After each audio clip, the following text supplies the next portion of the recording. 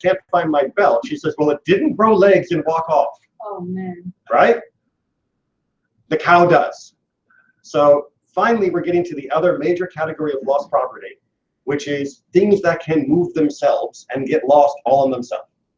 Because we need to figure out which cow is lost and which cow is just a cow walking in the field, and that's okay.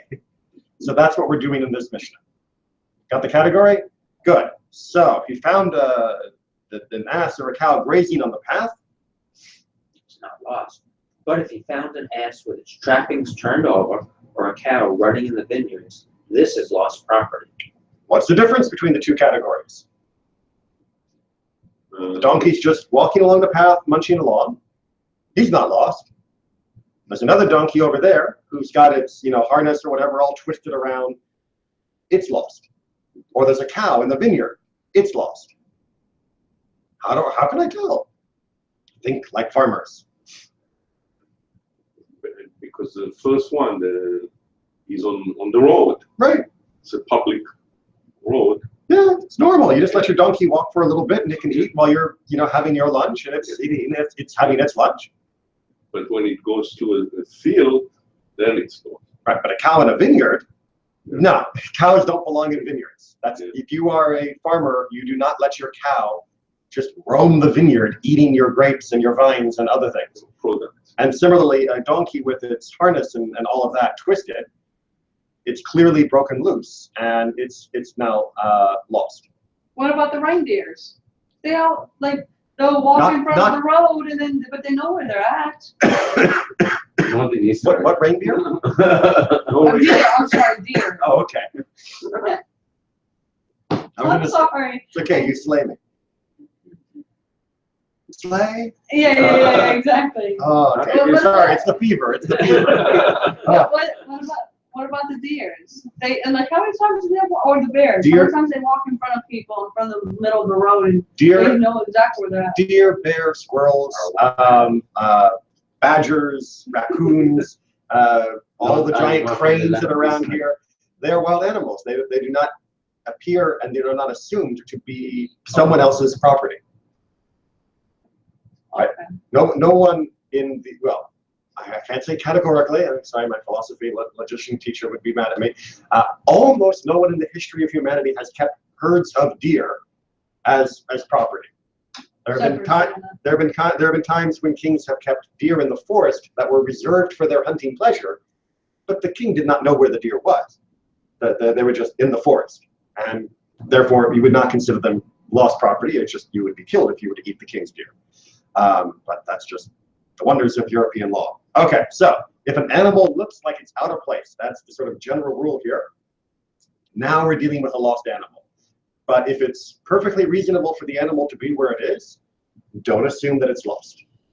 We're worried about the false positives in this case as well, because if you go and grab every donkey you see and haul it off to do the lost and found thing, you could be really inconveniencing everyone else who's going, where'd my donkey go?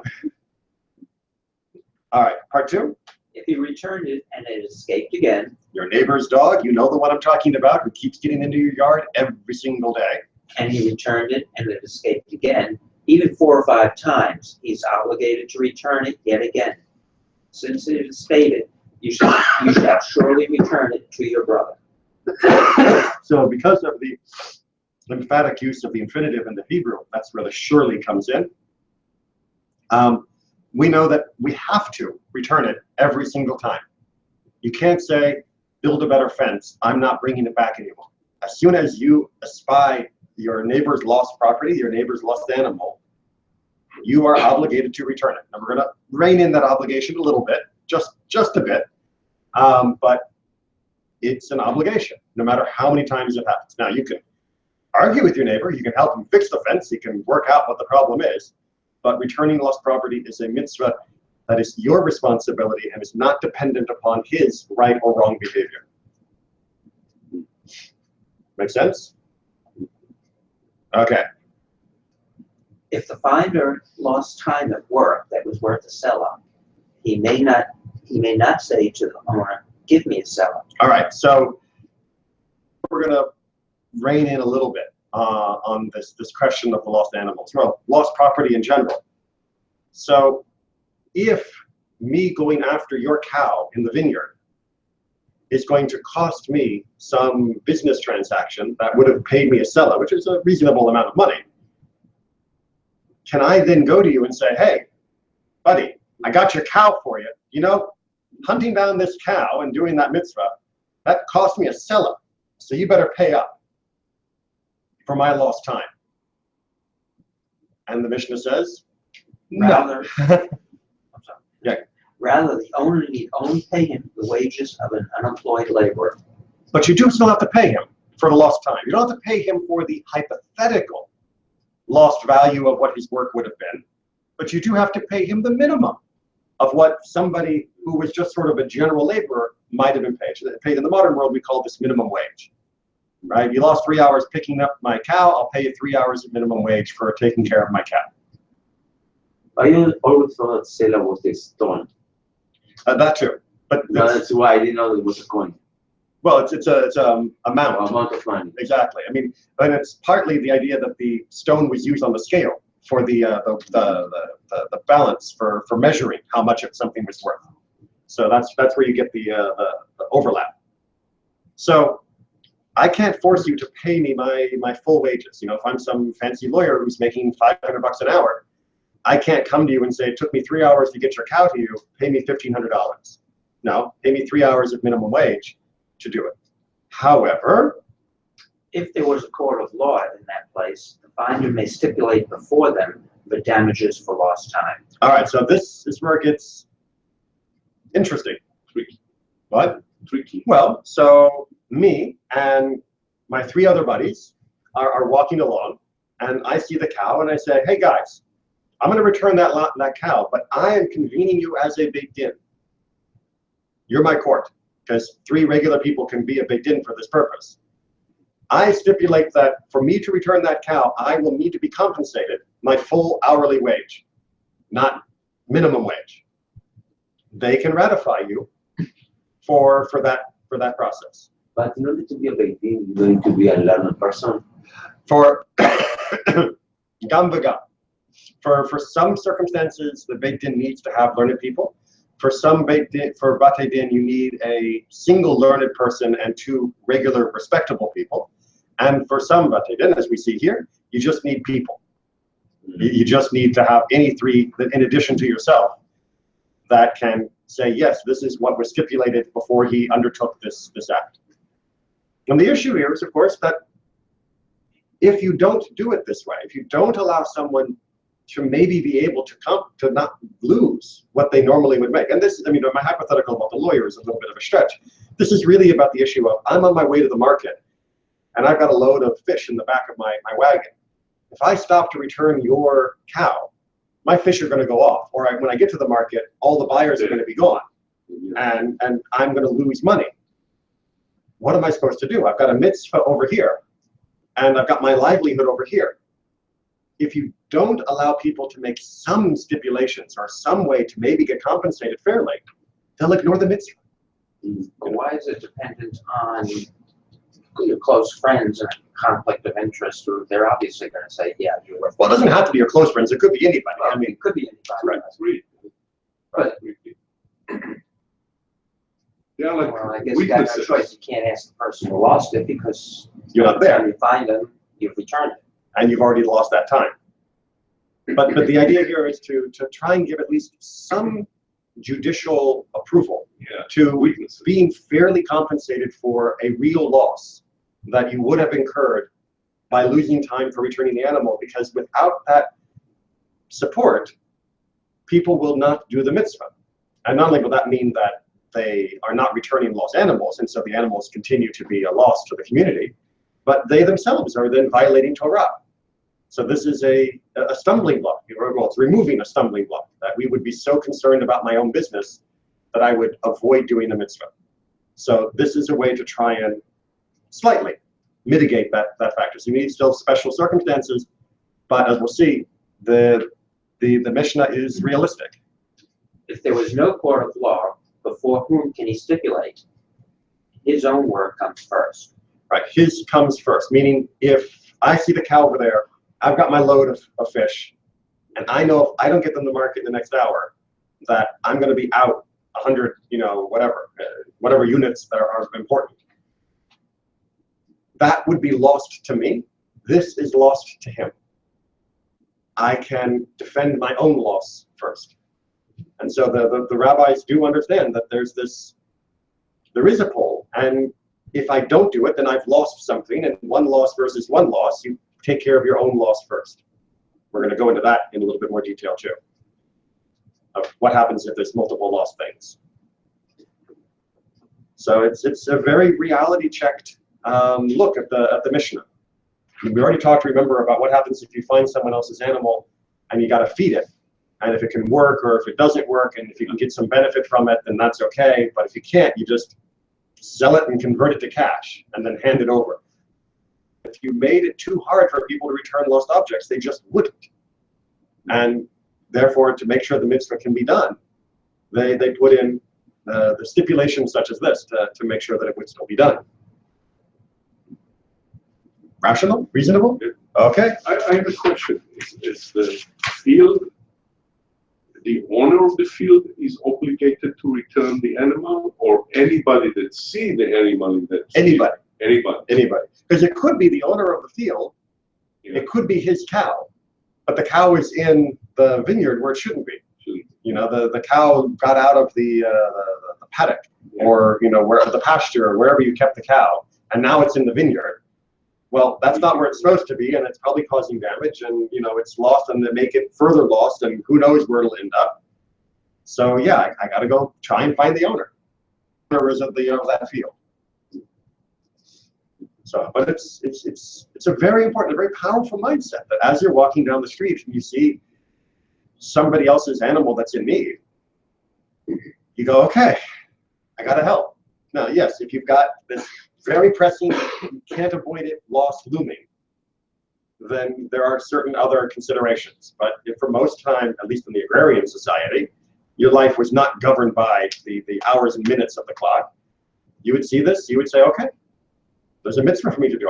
Somebody needs me to do this, and I'm here. It's mine to do. I don't just say, let someone else handle it. So there's a difference seeing an animal wandering and then seeing like a cat wandering? Well, so nowadays we have a slightly different issue. So we have pets, and we talked a little bit about this, I think 2 weeks ago, maybe it was, with the idea that pets are new to the Mishnah. The Mishnah didn't understand the idea that you would own a furry creature that you would shovel food into and you would groom and without eating, and you would get no benefit from it. You're not gonna use its fur. You're not gonna get its milk, and you're not gonna eat it. Why are you doing this? We now live in a society where we know, yes, we do it because the companionship of animals can be wonderful, and just companionship. They don't have to become dinner. So a pet then has become a type of property. I know that a lot of people who don't like that term, but as far as the Mishnah is concerned, they are part of the property of the household. And therefore, yes, if you see a cat wandering that looks like it's wandering, if you can, you should try to return it to someone. That's, if you find lost dogs, lost cats, they should be returned. Because I think the reason why we have cats, like we accept animals in our houses, wasn't that like, didn't we kind of adopt that from what the Egyptians did with their cats? Well, I mean, we didn't necessarily have cats very much. We had dogs, because dogs did actually have some work that they could do, but they weren't lap dogs. There's no Hebrew word for poodle in the Bible. They were working dogs. They were either guard dogs, or they were sheep type dogs, and helped out on the herds. Cats came later, but cats were primarily used in other parts of the world as mousers. They were getting the mice that were getting into the grain. That was their main job. And the Egyptians had a whole different idolatrous reason for liking cats. All right, Mishnah 10. I promise we're going to finish chapter 2 tonight. Actually, I can't promise. But we're going to really try to finish chapter 2 tonight. Any other volunteers, or should we just let Steve keep going? If he found an animal in a stable, he is not responsible for it, even though the stable door was loose and unguarded. At least that's what the commentators say is going on here. right? So you have a stable, right? Everybody knows what a stable is, right? Okay. This is looking down, right? There's places, and pardon my drawing, right? Horses. Right? There's a horse in there, and maybe there's a cow over there, and a sheep over there, right there. They're in. And even if the door is wide open, if you're walking along and you see these animals in the stable, and you're looking going, wait a minute, the door's open, they're just loose in there. Any minute, boom, they're going to be out of there. You're not responsible, right? They're not lost yet. They are potentially lost, but they are mostly guarded, mostly. And so therefore, it doesn't click onto responsibility. Make sense? However, But if he found it in the public domain, he is responsible for it. right? But if you find and this is variously interpreted in different commentaries, but if you find the stable more sort of open all around, and it's really obvious that the animals are going to walk off any moment, or there's lots of other people around that someone might take the animals because they're not secured, then yes, this is lost, 99.9% lost, and therefore you're responsible for it. The example that I was given was, you know the old Western movies where the cowboy walks up and there's the hitching post, and they always put their little reins and it wraps around, and so imagine you walk up and you're walking down the street of the cowboy town, and there's a horse just standing there, and the reins are just hanging off of it, not wrapped around the post. That's this. It's where it's supposed to be, but it's really just moments away from either. Maybe it was a cow that rushed to the bathroom. But all the more so. But exactly, do you think he's going to be happy when he comes out and his horse is gone?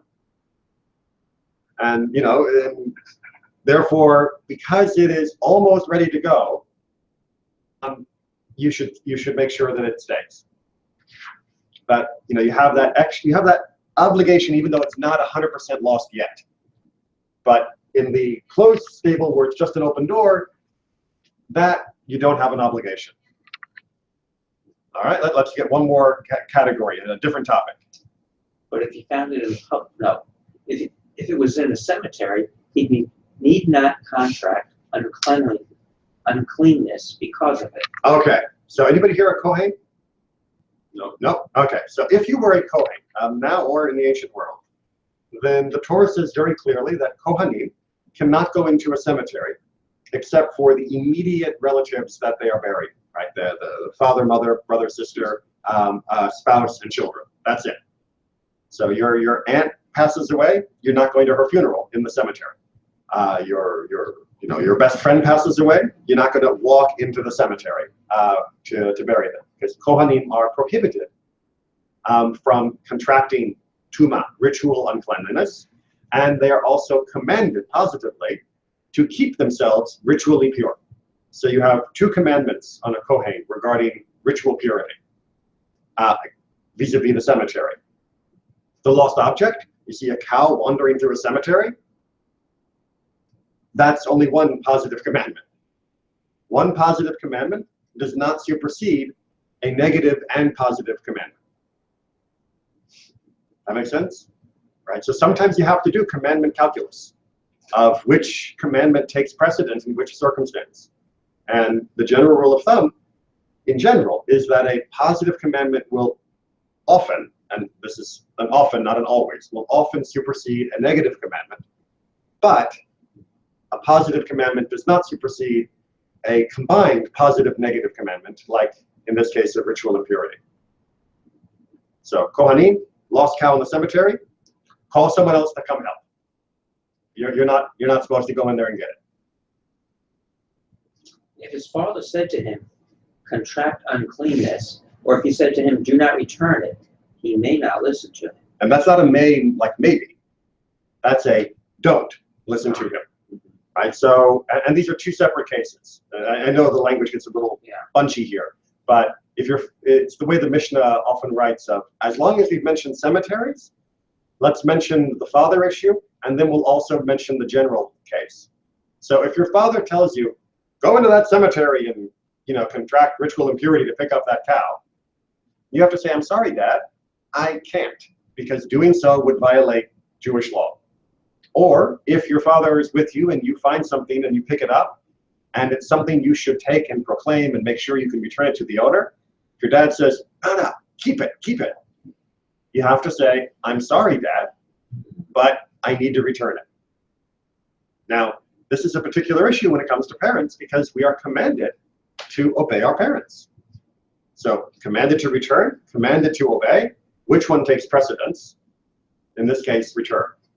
Right? In general, if your parents tell you to break a commandment, you need not listen to their command. Even if you're a minor, Even if you're a minor. If your parents tell you to break a commandment, I mean, again, we're not talking about life and death situations or anything like that, but you're just sitting with your parents and your parents say, by the way, Johnny, I want you to go murder our neighbor. You say, no, I'm sorry, Dad, I love you and I respect you. Well, maybe a little bit less now, but I'm not going to go murder our neighbor.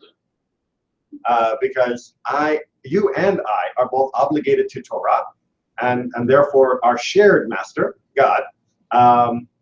We have to both follow God's orders more than I have to follow yours if yours is in contradiction to God's. Probably your father, if he's the kind of person who would say that, is going to be a little upset, but that's a whole other issue. Okay, we're going to get back to the issue of father and the relationship in the next Mishnah, which I'm very much looking forward to your reaction. Keep reading. if he unloaded the ass fallen under its load. What?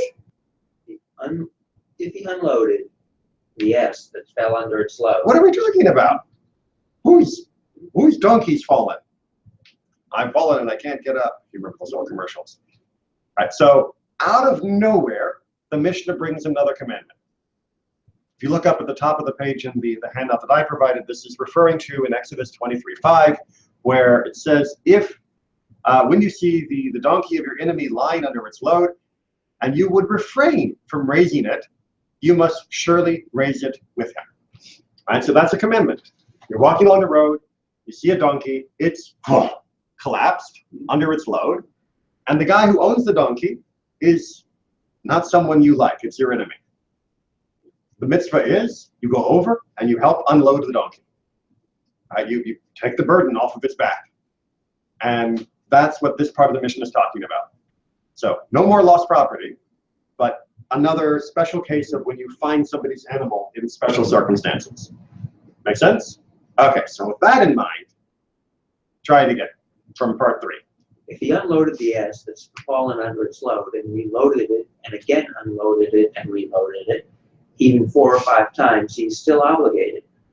For it is written, you must surely raise it with him. Right, so the same way that we had that echo, this is an echo of what we had earlier about returning the lost animal 4 or 5 times, keep going, because of that sureliness, that infinitive construct form that's really emphasizing the verb. They use that as an explanation for this as well. That you really, it doesn't matter, the donkey gets loaded back up, it takes 5 steps, it falls back down again, you got to unload it, load it up again, donkey gets up, takes 5 steps, falls down again, you got to do it again. You got to do it again. Now we're going to talk about the problem with the load in just a second. But the basic principle is, it's not a one-shot, hey, I did my best, see ya. It's, you are obligated to the mitzvah however many times it takes. Keep going. If the owner went and sat down and said, since the commandment's upon you, if you wish to unload and unload, he's not obligated, for it is written, it has to be with him. Right. So, ultimate jerk move. You're walking along, you see the donkey, it's collapsed under its weight, and you're like, oh, that's that guy. Well, the mitzvah's a mitzvah.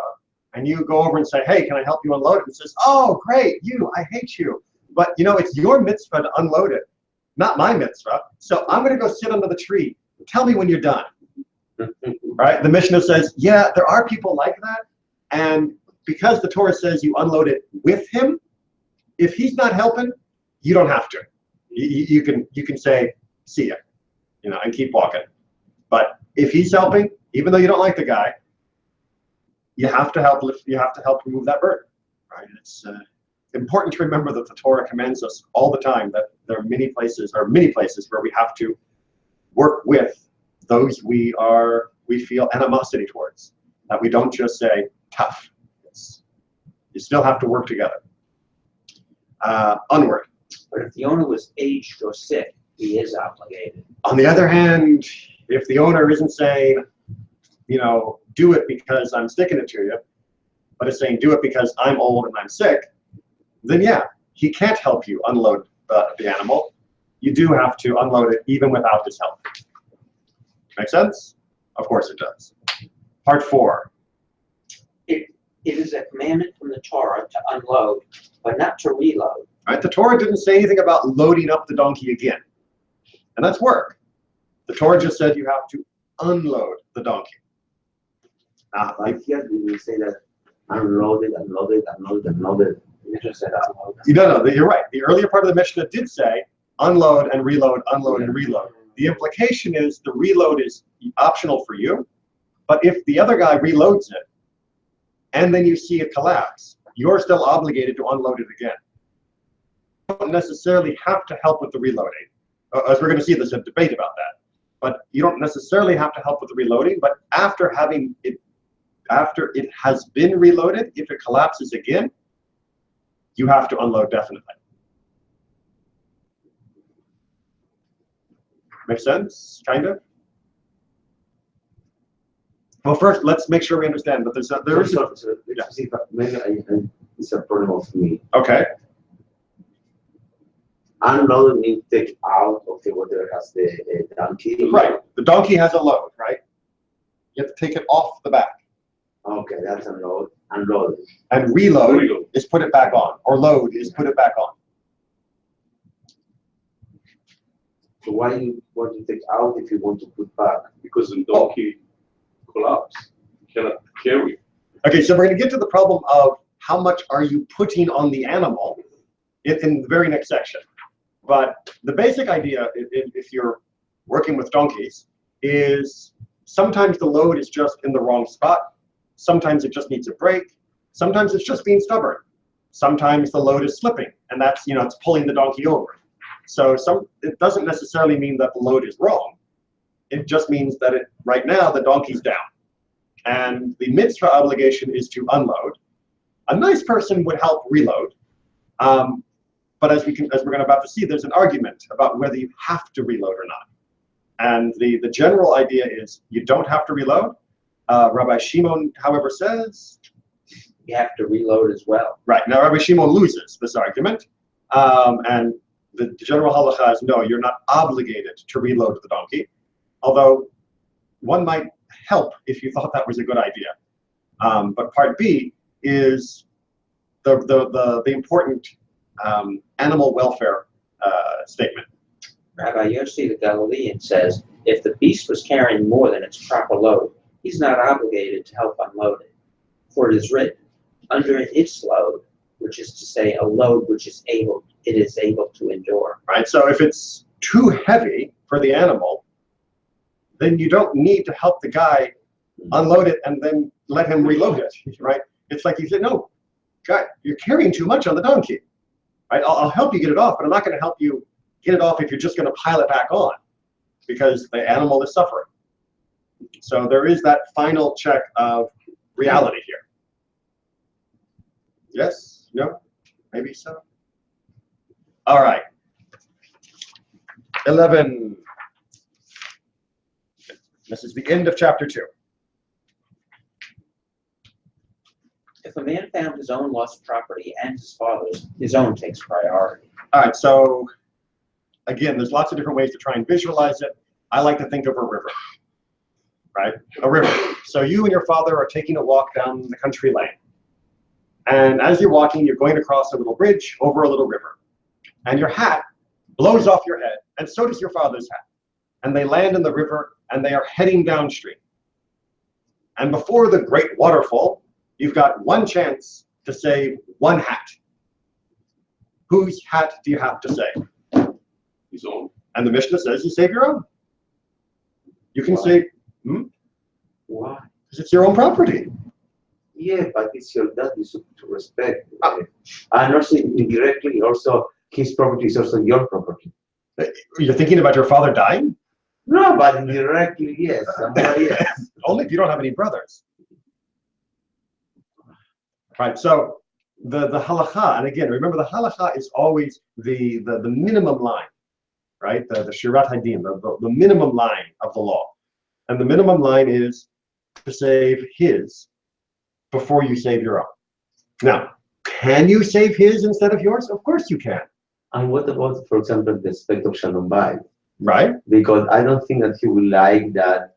Maybe he's to work, he can't go and pick up. He has to the river. Right. So maybe he will be upset with you. And so it's not better for Shalom Bayit just help him and pick up his stuff because maybe he cannot do it. Of course. But if you don't, he may get angry, but his anger has no justification. Right, so it's you're right. The concept of shalom bayit, the concept of peace in the house, is a very powerful one. But part of shalom bayit is also where people in the house agree to follow Torah. And if the Mishnah says you can get your hat with priority over your father's, then your father has no business being angry that you didn't get his hat. Now, can you get his hat, and can he be happy if you do? Of course. It's a little respectful. Like I disagree. I know I came late by 2,000 years. I disagree with them. I think that you need you need to give them respect, and I think going to yours before him, and especially with your dad, and you supposedly is also older than you, it's very disrespectful. So I'm very surprised. I'm talking about mitzvot where it's positive, negative. In this case, both are positive, but the positive for the dad, I think, is more important than the positive to pick up your material. Right. So you have to look at this not as being the recommendation. This is the extreme example of the principle that to do a mitzvah doesn't mean you have to lose out on your own. Right? The whole thing about the returning the animal and getting paid for it and that. Or if you have no choice, then you can do your own and not lose it rather than return the animal. This is the same principle. Read it with even for your father's hat, you can save yours first, which means for other people, all the more so, right? For other people, you are not expected to be such a hasid, such a pious person, that you're going to say, oh, I care not for my own property, but the property of my fellow man, that is all that moves me. And I will dive into 1,000 rivers to save 1,000 hats before I would save my own. Judaism is not asking us to do that. Now, if you want to do that, go for it. You know, get a good swimsuit and grab them all the hats you can. And they're using the case here of the father to show you the extreme level that you can do to look after your own property. Because your own property does matter. It's not always about self-sacrifice, self-sacrifice, self-sacrifice. However, if it's his own and that of his teacher, his own takes priority. right, even for your teacher, your own takes priority. Now, that is a level up, as we're going to see. Because one of the great things that the rabbis love to do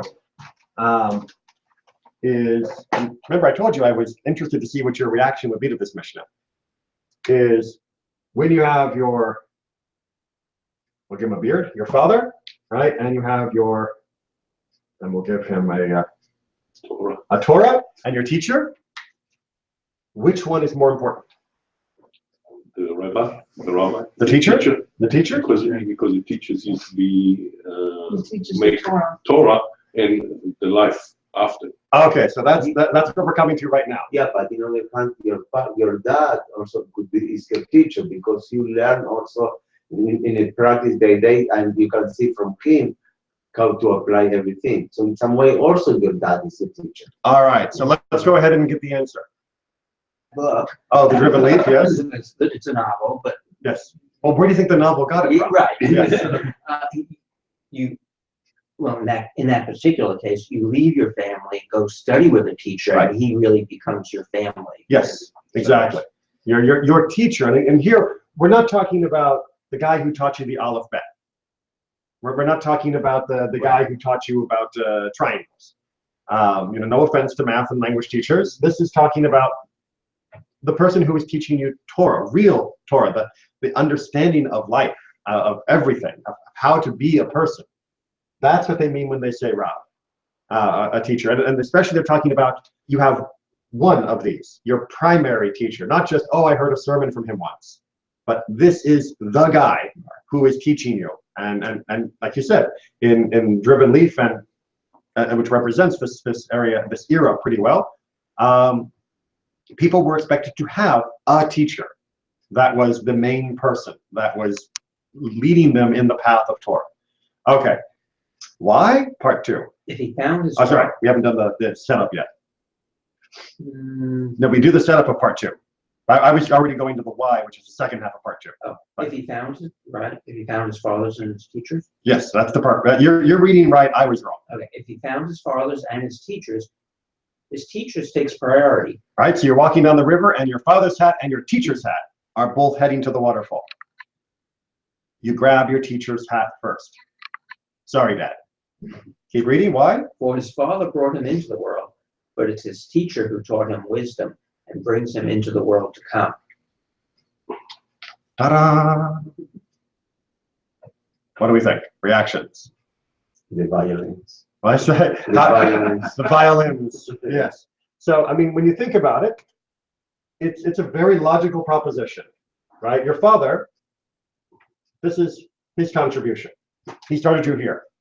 And someday, you give 120 years, you die. But this, for the rest of all eternity, that's what your teacher does. Which one made the bigger contribution to you? According to the teachers, the teacher was the one who made the biggest contribution.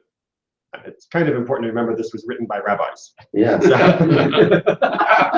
Not very Not very biased. objective. Well, but they were also fathers.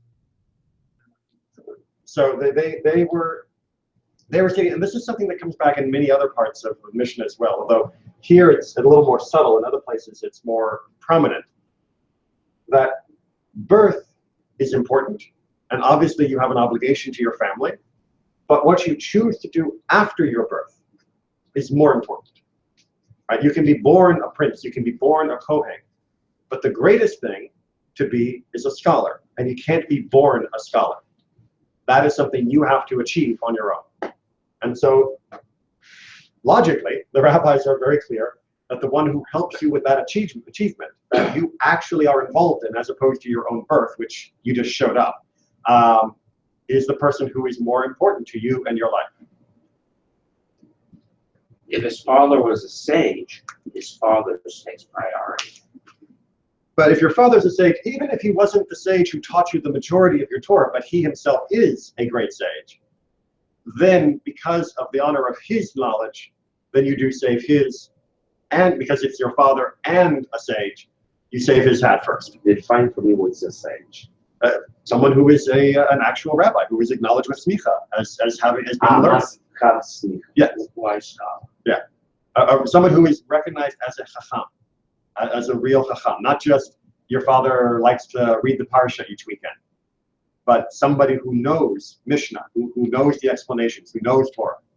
Chacham in Sephardi means actually rabbi.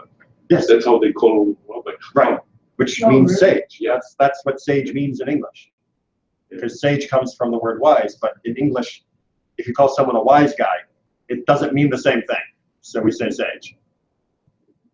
I guess you could call him a wiser. Wise man. Wise man. Yeah, but that's got the reindeer thing going with it. The wise men showing up. Oh, okay. Yeah. Okay, part 3. If his father and teacher each were carrying a load, he must first relieve his teacher and afterward relieve his father. All right, so we got bundles on our back. You go over, you take your teacher's bundle off, you put it down, you take your father's bundle off, you put it down.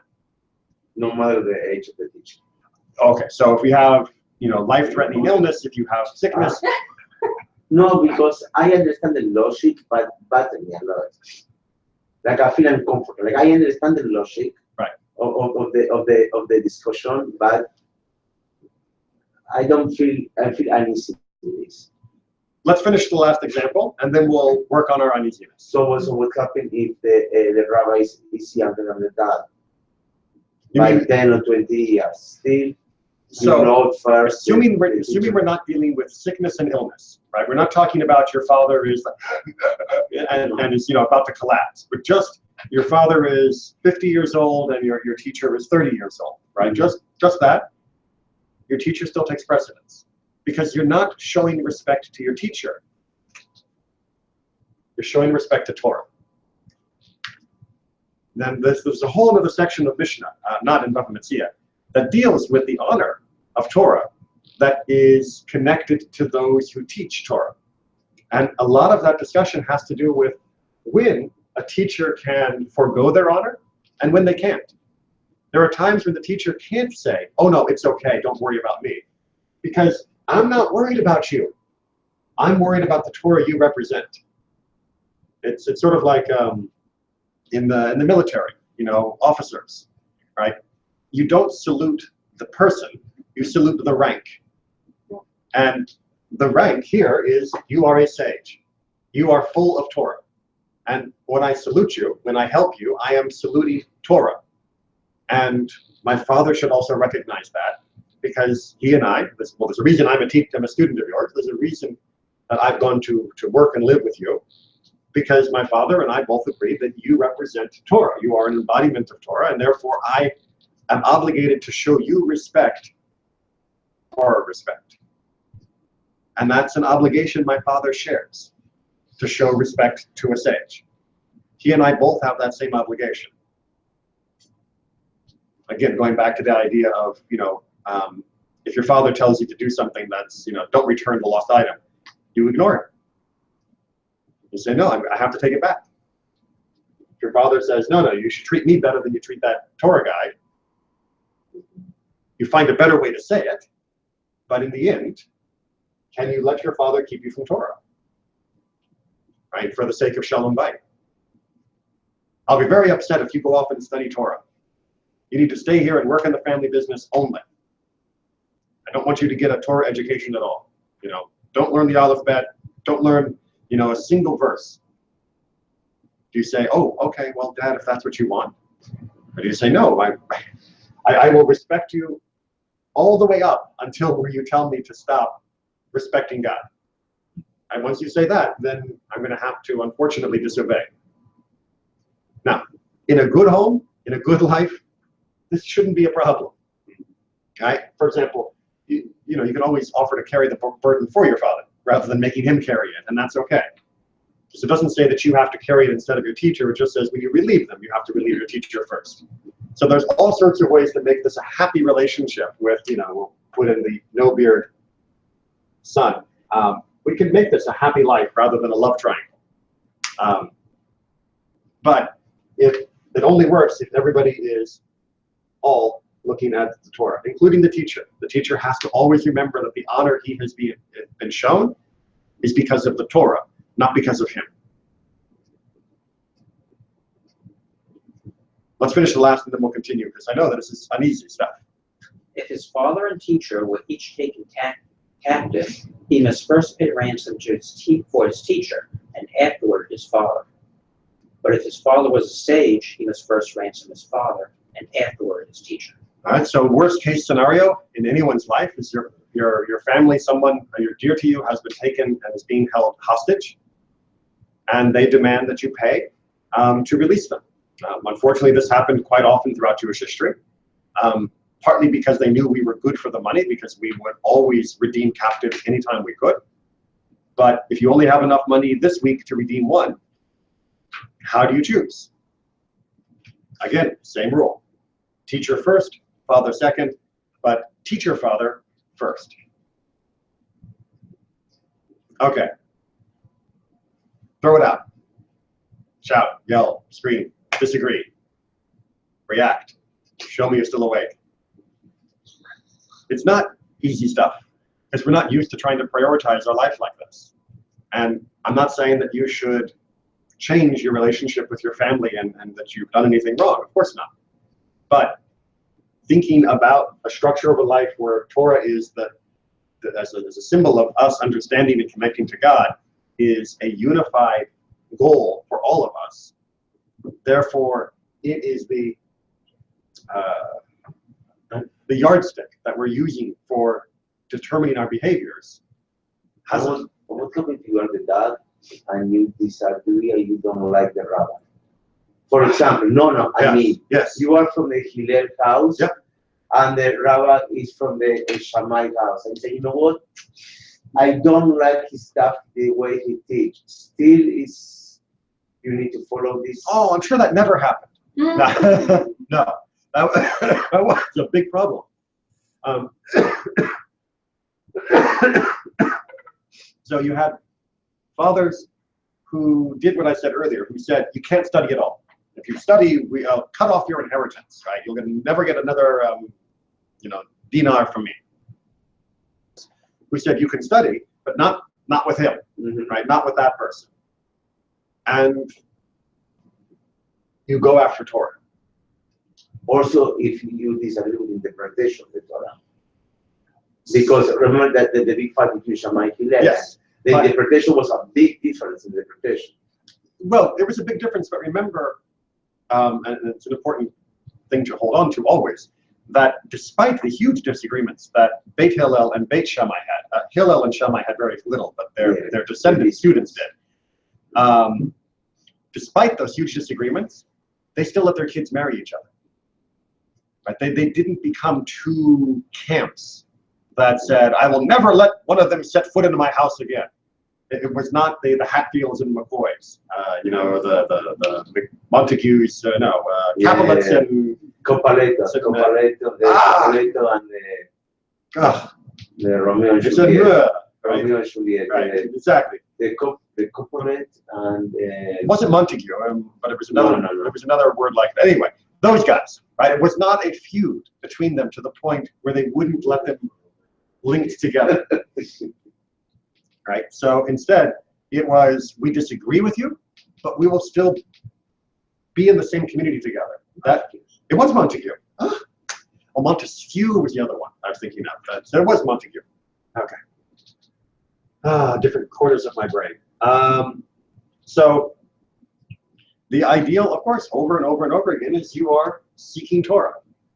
And a good family should always respect that. And a good son, and now daughters as well, that we encourage to study, should also recognize, are they seeking Torah with somebody that their father dislikes because this truly is the best Torah for them? Or are they doing it just to their father? Because if it's just to twist the knife and be obnoxious, then you're heading the wrong direction. But if it truly is the way that Torah is calling to you, then you need to sit down and have a very long conversation. And this is not purely hypothetical. When I sit and I work with conversion students, for example, who are hearing the call of Torah, one of the difficult questions they often have to face is, what is this going to do to my relationship with my birth family? So, okay, going back to the modern time, what happened if, you grow in a secular family and you become to be Orthodox, right? Okay? It's the calling of the Torah. Yes. So you break with all your family. What do you mean break? When your family brings out the bacon, you don't eat the bacon, right? When your family says, let's all have a big fire on Shabbat, you don't light the fire with your family on Shabbat. When your family says, let's go rob the grocery store, you don't go rob the grocery store.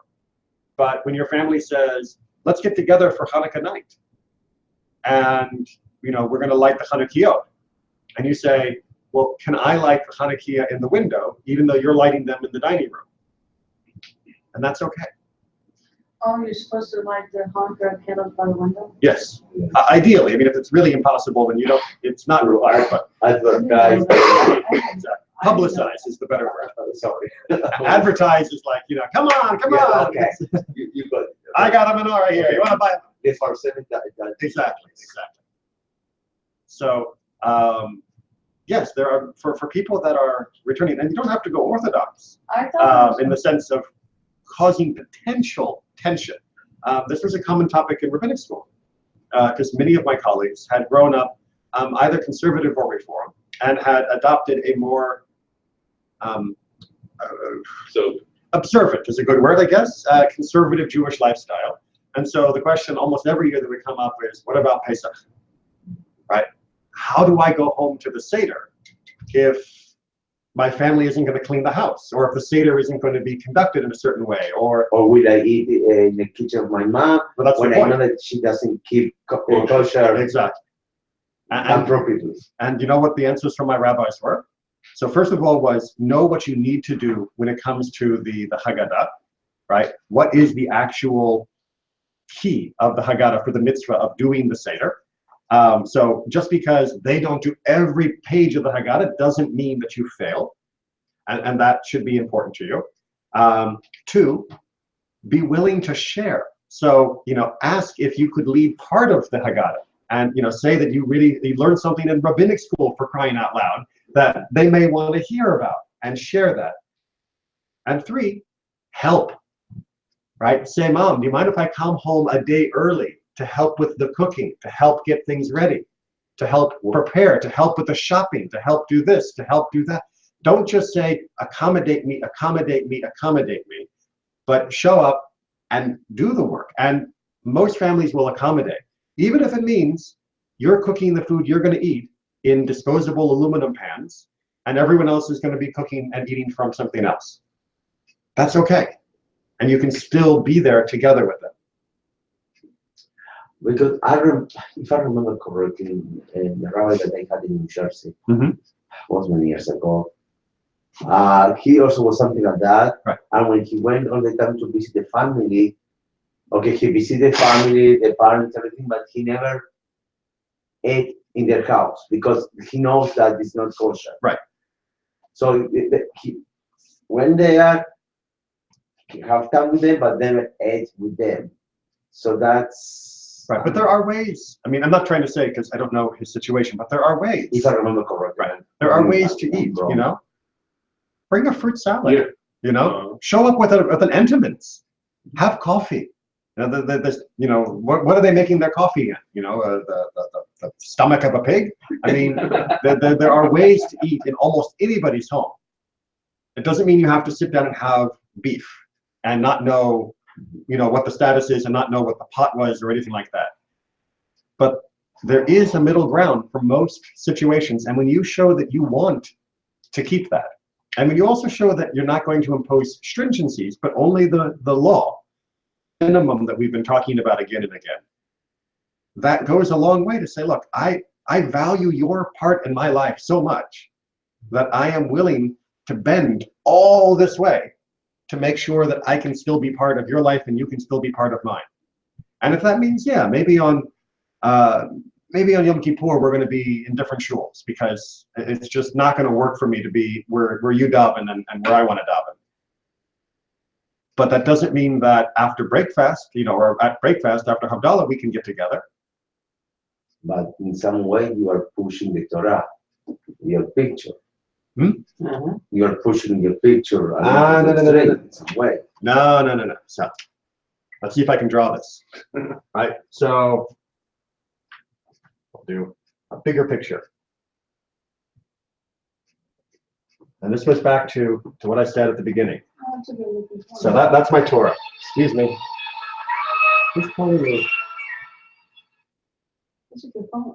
What? That's a good ringtone. Thank What you. ringtone is that? Night on a Bald Mountain. Mussorgsky, not Montague. So you have the Torah that you are seeking, right? And the Torah has, we're just going to abbreviate it, the 613 commandments. And then the Torah is wrapped, right, in the Mishnah, in the Torah Sheba Al Peh, right? We're going to call that the oral explanation. And then I have to erase that.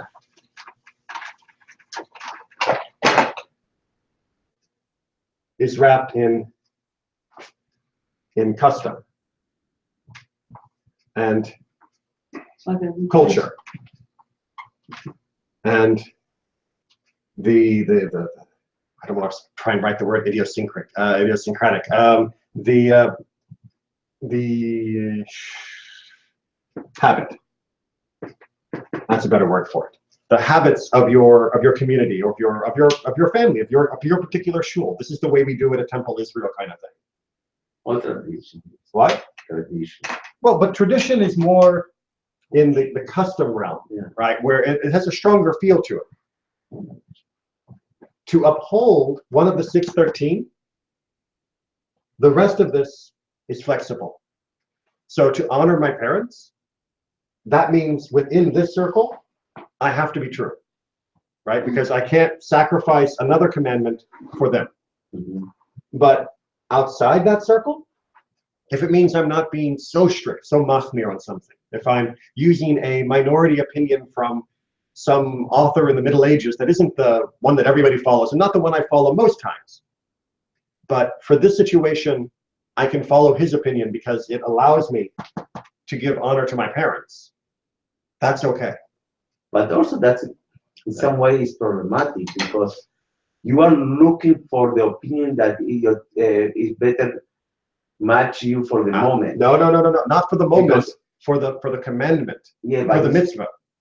But if you say that, okay, we're looking for someone in middle age that is minority, but it's better for me in order to keep a relationship with my parents. So in some way you are manipulate the situation. But you have to go back to why you're doing it.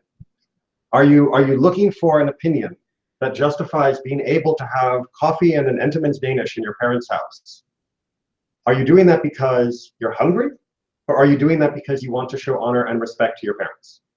If the answer is because you want to show honor and respect, then you are aiming at the Torah itself, right? That's your bullseye.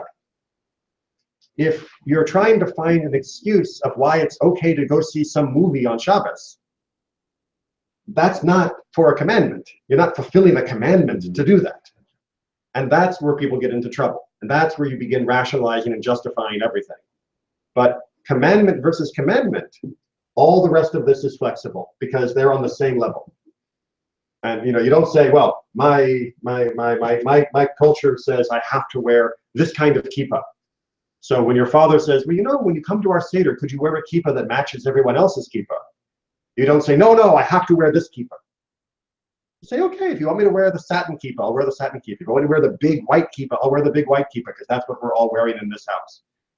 When I leave the house, I'll put back on my regular kippah, because honoring you is an actual mitzvah.